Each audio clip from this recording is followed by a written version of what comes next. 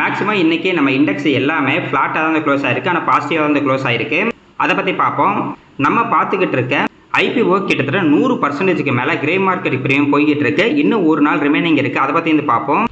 Visa, passport, biometric சர்வீஸ்லாம் பண்ணிகிட்டு இருக்க கூட சூப்பரான ஒரு கம்பெனி பற்றி பார்க்க போகிறோம். இந்த ஸ்டாக்கை பொறுத்த வரைக்கும் தொடர்ந்து கீழே போயிட்டுருக்காங்க, ஆனால் கம்பெனியோட க்ரோத் அப்படிங்கிறது ரொம்ப நல்லாவே இருக்குது. அதை பற்றி நம்ம ஃபுல் டீட்டெயிலாக வந்து பார்ப்போம். பவர் செக்டர் இருக்கக்கூடிய சூப்பரான ஒரு பவர் கம்பெனி பற்றி பார்க்க போகிறோம். நம்ம இந்தியாவிலேயே மிகப்பெரிய கம்பெனியாக வந்து இருக்காங்க.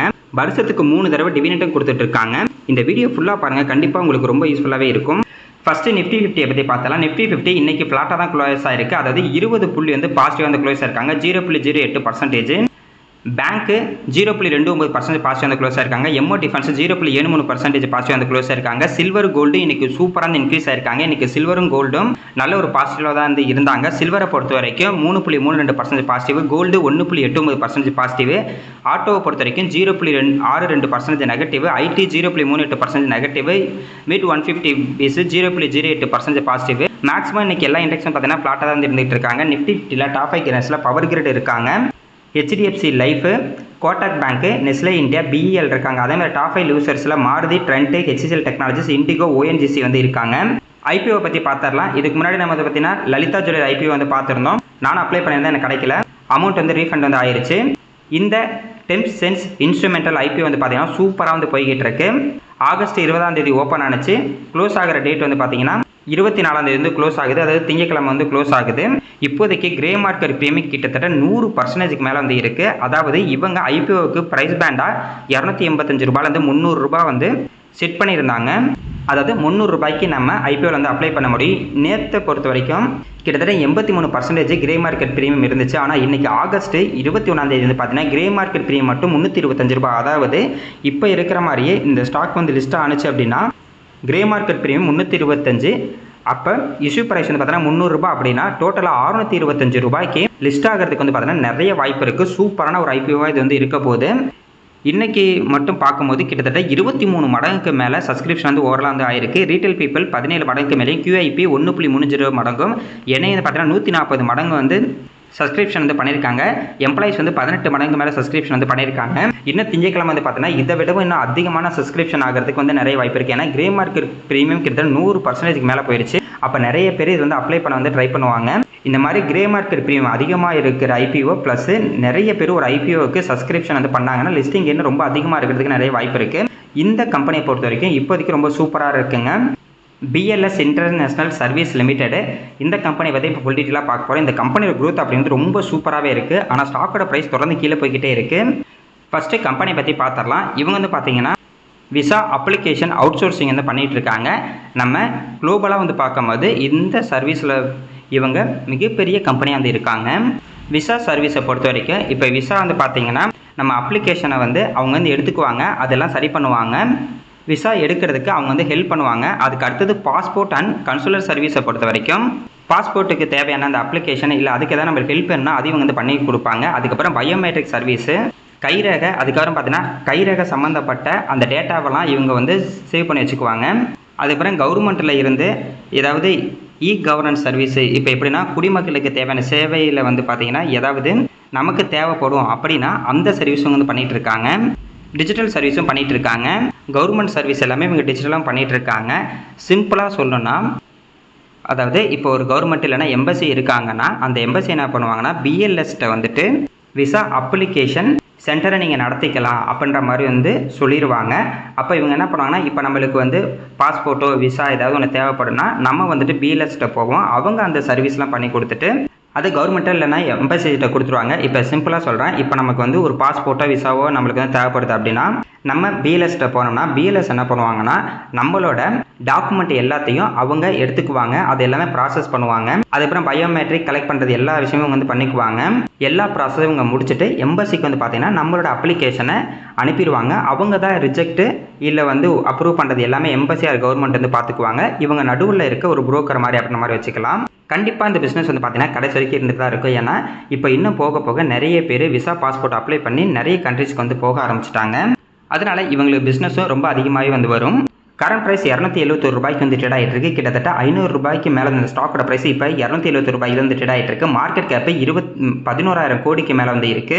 ஸ்டாக்கோட பி ரேஷியோ அப்படிங்கிறது 15.8 வந்து இருக்கு. இண்டஸ்ட்ரி பி ரேஷியோ 41 இருக்கு. புக்கில் வந்து பார்த்தீங்கன்னா 59 ரூபாய் 80 காசுல வந்திருக்கு. ROC 29%, ROE 32%, ROIC 25%, ஓபிஎம் கிட்டத்தட்ட 27% வந்து இருக்குது. ஓவரால் அந்த பர்சன்டேஜ் எல்லாமே சூப்பரான பர்சன்டேஜ். இன்டென்சிக்கலை பொறுத்த வரைக்கும் 457 வந்து இருக்குது. இப்போதைக்கு ஸ்டாக்கோட ப்ரைஸ் வெறும் 271 தான் வந்து இருக்குது. பிஜி ரேஷியோ 0.31 வந்து இருக்காங்க. டெப்டி equity 0.17. Price to book value பார்க்கும்போது கூட 4.51 வந்து இருக்காங்க. இவங்களோட சேல்ஸ் growth ப்ராஃபிட் growth ரொம்ப அதிகமாகவே இருக்குது. கிட்டத்தட்ட 20% மேலேயே வந்து இருக்குது. லாஸ்ட் 5 வருஷத்தில் பார்த்தா கூட சேல்ஸ் growth 44%, ப்ராஃபிட் growth வந்து பார்த்தீங்கன்னா 69% வந்து இருக்குது. ஸ்டாக்கோட ப்ரைஸும் அதுக்கேற்ற மாதிரி லாஸ்ட் 5 வருஷத்தில் 50%, அதாவது 5 வருஷத்துக்கு முன்னாடி இந்த ஸ்டாக்ல ஒருத்தர் முதலீடு பண்ணியிருந்தா கூட வருஷம் 50% ஸ்டாக்கோட பிரைஸ் இன்க்ரீஸ் ஆயிருக்கும். ஆனால் லாஸ்ட் 3 வருஷமா நம்ம முதலீடு பண்ணியிருந்தா கூட இப்போதைக்கு நெகட்டிவ் ரிட்டர்ன் தான் இருப்பாங்க. ரிட்டர்ன் ஈக்விட்டி பார்க்கும்போது கிட்டத்தட்ட 31% வந்து இருக்கு. ஓவரால் இந்த பர்சன்டேஜ் ரொம்ப சூப்பரான ஒரு பர்சன்டேஜ். இருந்தாலும் இந்த ஸ்டாக்கோட பிரைஸ் தானே கீழே தான் போயிட்டு இருக்கு. அதுக்கு அடுத்தது இதோட ப்ராஃபிட் அண்ட் லாஸ் ஸ்டேட்மெண்ட் வந்து பார்க்கலாம். மார்ச் 2015 இவங்களோட சேல்ஸ் 450 கோடியாகவும் நெட் ப்ராஃபிட் வந்து பாருங்க 24 கோடியாக இருந்திருக்கு. அதுக்கப்புறம் வருஷம் இவங்களோட நெட் சேல்ஸும் சரி நெட் ப்ராஃபிட்டும் சரி அதிகமாகிட்டே தான் வந்து இருக்கு. மார்ச் 2026 இவங்களோட சேல்ஸ் 2998 கோடியாகவும் நெட் ப்ராஃபிட் வந்து பார்த்தீங்கன்னா 724 கோடியாக வந்து இருந்திருக்கு. சூப்பரான ஒரு net sales and net profit. ஒரு கம்பெனியை நம்ம முதலீடு செலக்ட் பண்ணும் போது இந்த மாதிரி ஒரு கம்பெனி தான் நம்ம வந்து செலக்ட் பண்ண. ஏன் அப்படின்னா அவங்களோட நெட் ப்ராஃபிட்டும் சரி நெட் சேல்ஸும் சரி அதிகமாகிட்டே இருக்கு. லாஸ்ட் ஒரு வருஷத்தை வந்து பார்த்தீங்கன்னா இவங்களோட ஓபிஎம் பர்சன்டேஜ் அப்படிங்கிறது கொஞ்சம் குறைஞ்சிருக்கு. அதாவது மார்ச் 2025 இவங்களோட ஓபிஎம் பர்சன்டேஜ் 30% வந்து இருந்திருக்கு. ஆனால் இப்போ வந்து பார்த்தீங்கன்னா 27% தான் வந்திருக்கு. இது வந்து கொஞ்சம் நெகட்டிவாக வந்து இருந்திருக்கும். இருந்தாலும் இவங்களோட ப்ராஃபிட் அப்படிங்கிறது இயரானிலிருந்து அதிகமாகிட்டு தான் வந்து இருக்கு. அடுத்தது இந்த கம்பெனியோட ஹிஸ்ட்ரி பி ரேஷியோ வந்து பார்க்கலாம். அதிகபட்ச பி ரேஷியோ அப்படிங்கிறது 60க்கு மேலே இருந்திருக்கு. இப்போ தான் வந்து பார்த்தீங்கன்னா ரொம்ப கம்மியான பி ரேஷியோவில் வந்து ட்ரேட் ஆகிட்டு இருக்கு. ஏற்கனவே இவங்க growth வந்து பார்த்தீங்கன்னா ரொம்ப நல்லா தான் இருந்திருக்கு. இருந்தாலும் ஸ்டாக்கோட ப்ரைஸே கீழே போனதுக்கு காரணம் என்னன்னா மார்க்கெட் வந்துட்டு இந்த கம்பெனியோட ரெவன்யூ கிட்டத்தட்ட 30%க்கு மேலே இருக்கணும் அப்படின்ற மாதிரி வந்து எதிர்பார்த்துட்டு இருக்காங்க. ஆனால் இப்போதைக்கு கம்பெனியோட பர்சன்டேஜ் வந்து 25% தான் வந்து இருக்கு. அதே மாதிரி ப்ராஃபிட் growth வந்து பார்த்தீங்கன்னா கிட்டத்தட்ட 11%க்கு மேலே இருக்கனால இன்னமும் அதிகமாக இவங்க வந்து growthல இருக்கணும் அப்படின்ற மாதிரி எதிர்பார்த்துட்டு இருக்காங்க. இதுக்கு முன்னாடி வந்து பார்த்தீங்கன்னா இந்த ஸ்டாக்கோட ப்ரைஸ் அதிகமாக இருந்ததுக்கு காரணம் அப்போ வந்து அதிகமான வேல்யூஷனில் வந்து இருந்தது. இப்போ அந்த வேல்யூஷன் அப்படிங்கிறது வந்து கரெக்டாக இருக்குது. ஆனால் இப்போ இருக்க growthக்கு இந்த ஸ்டாக்கோட ப்ரைஸ் இப்போதைக்கு சூப்பரான ஒரு வேல்யூஷனில் தான் வந்து இருக்குது. இவங்க growth இன்னும் கொஞ்சமாக அதிகமானுச்சுன்னா ரொம்ப நல்லாயிருக்கும். அடுத்தது இவங்களோட profit and share holding pattern வந்து பார்க்கலாம். ப்ரொமோட்டரை பொறுத்த வரைக்கும் 70%க்கு மேலே ஷேர் ஹோல்டிங் இருக்குது. எஃப்ஐட் வந்து பார்த்தீங்கன்னா 4.14%, டிஐட்ட 3%க்கு மேலேயும், ரீட்டைல் பீப்புள்கிட்ட 22%க்கு மேலே ஷேர் ஹோல்டிங் இருக்குது. அதர்ஸ்ட்டு வந்து 0.04% ஷேர் ஹோல்டிங் வந்து இருக்குது. இந்த கம்பெனியை பொறுத்த வரைக்கும் எல்லா growthம் ரொம்ப சூப்பராக இருக்குது. என்ன நிறைய பேர் இந்த கம்பெனி இன்னமும் அதிகமான growthல இருக்கும் அப்படின்ற மாதிரி தான் எதிர்பார்த்துட்டு இருந்தாங்க. அதனால தான் ஹை வேல்யூஷன் வந்து இதுக்கு முன்னாடி கொடுத்துருக்காங்க. இப்போ அவங்களோட growth வந்து கொஞ்சம் கம்மியாக இருக்கனால ஸ்டாக்கோட ப்ரைஸ் வந்து கீழே வந்துகிட்டு இருக்கு. ஆனால் இப்போ இருக்க ப்ரைஸுக்கு இந்த வேல்யூஷன் அப்படிங்கிறது சூப்பரான ஒரு வேல்யூஷன் தான். இந்த கம்பெனியை பற்றி நம்ம சப்ஸ்கிரைபரோட தான் சொல்லியிருந்தாரு. அடுத்தது ஆஸ்டர் டிஎம் குவாலிட்டி கேர் ஸ்டாக்கை பற்றி வந்து பார்க்கலாம். இவங்க வந்து பார்த்தீங்கன்னா hospital and health care service கம்பெனியாக வந்து இருக்காங்க. கொஞ்ச நாளைக்கு முன்னாடி பார்த்தீங்கன்னா Aster DM health care India அப்படின்ற மாதிரி தான் இருந்துச்சு. இப்போ வந்து ஆஸ்டர் டிஎம் குவாலிட்டி கேர் அப்படின்ற மாதிரி மாற்றிருக்காங்க. ஏன் அப்படின்னா ஆஸ்டர் டிஎம் ஹெல்த் கேர் இந்தியாவும் குவாலிட்டி கேர் இந்தியா இது 2 கம்பெனி இப்போ வந்து மெர்ஜ் பண்ணிட்டாங்க. இந்த கம்பெனியோட 4 பிராண்ட் வந்து பார்த்தீங்கன்னா Aster care hospital, KIMS health, Evercare இது 4மே இவங்களோட பிராண்டு தான். அதாவது இந்த 4 பிராண்டில் இருக்கக்கூடிய ஹாஸ்பிட்டல்லாம் இவங்களோட தான். ஹாஸ்பிட்டல்ஸை பொறுத்த வரைக்கும் primary, secondary, advanced medical care வந்து பண்ணிகிட்டு இருக்காங்க. அதேமாரி ஸ்பெஷாலிட்டி ட்ரீட்மெண்ட்டை பொறுத்த வரைக்கும் கார்டியாலஜி, ஆன்காலஜி, நியூராலஜி எல்லாமே வந்து பண்ணிகிட்டு இருக்காங்க. அதாவது மல்டி ஸ்பெஷாலிட்டி எல்லாமே வந்து பண்ணிகிட்டு இருக்காங்க. அதுக்கு அடுத்தது லெபார்ட்டரி டயக்னாஸ்டிக் சர்வீஸும் பண்ணிகிட்டு இருக்காங்க. ஃபார்மசியை பொறுத்த வரைக்கும் இவங்ககிட்ட மெடிக்கல்ஸ் எல்லாமே வந்து இருக்குது. இவங்ககிட்ட கிளினிக் இருக்குது, மெடிக்கல் சென்டர் இருக்குது. அதுக்கப்புறம் வந்து பார்த்தீங்கன்னா அட்வான்ஸ்டு ஹெல்த் கேர் டெக்னாலஜி இவங்ககிட்ட இருக்குது. அதாவது ரோபோட்டிக் சர்ஜரி வந்து பண்ணிகிட்டு இருக்காங்க. கிட்டத்தட்ட இப்போதைக்கு 39 ஹாஸ்பிட்டலுக்கு மேலே இவங்ககிட்ட வந்து இருக்குது. 10,600 பெட்டுக்கு மேலே இவங்ககிட்ட இருக்குது. அதேமாதிரி 7,400 கிளினிக் இவங்ககிட்ட இருக்குது. 28 சிட்டியில் இவங்களோட ஹாஸ்பிட்டல் இருக்குது. 9 ஸ்டேட்டில் இவங்களோட ஹாஸ்பிட்டல் இப்போதைக்கு வந்து இருந்துகிட்டு இருக்கு. இந்த பிஸ்னஸ் பொறுத்த வரைக்கும் கடைசி வரைக்கும் இருந்துட்டு தான் இருக்கும். ஏன்னா கடைசி வரைக்கும் நம்ம ஏதாவது ஒரு டிசீஸ் வந்திருக்கு, ஏதாவது நோய் வந்திருக்கு, நம்ம ஹாஸ்பிட்டல் போக தான் போகிறோம். அதனால இந்த ஹாஸ்பிட்டல்லாம் கடைசியில் இருந்துட்டு தாங்க இருக்கும்.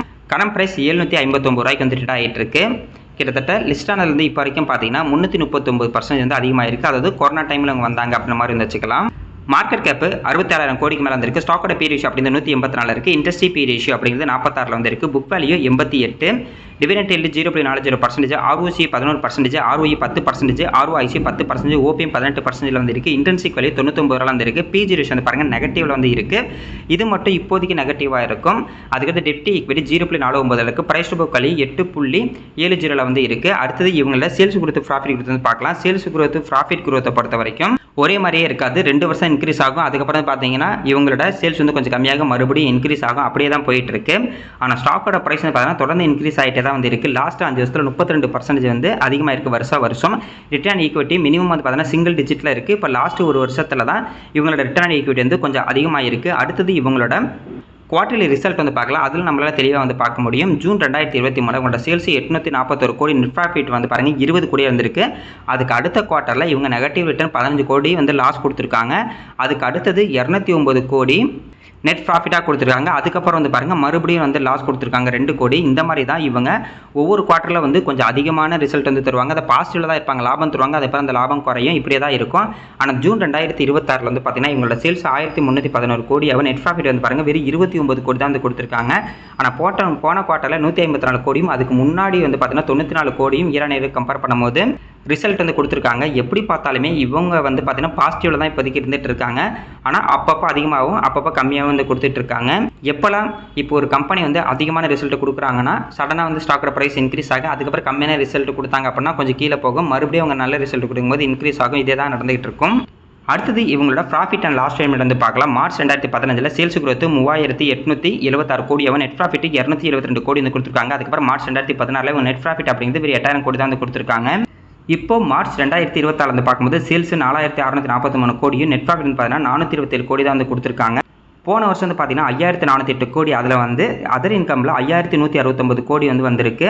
அது இல்லாமல் வந்து பார்க்கும்போது இவங்கள்ட்ட நெட் ப்ராஃபிட் அப்படிங்கிறது ஓரளவுக்கு ஒரு 400 கோடி இல்லை 350 கோடி இந்த மாதிரி தான் வந்து இருக்குது. இருந்தாலும் ஓரளவுக்கு நல்ல ஒரு லாபம் தான் கொடுக்குறாங்க. ஆனால் தொடர்ந்து அந்த வருஷம் லாபம் அதிகமாகிட்டு இருக்கிற மாதிரிலாம் இவங்க வந்து கொடுக்கல. இப்போ நம்ம இங்கே பார்க்குறது பார்த்தீங்கன்னா ஸ்டாக்கோட ப்ரைஸு 200 DMA ஆவரேஜ் தான்.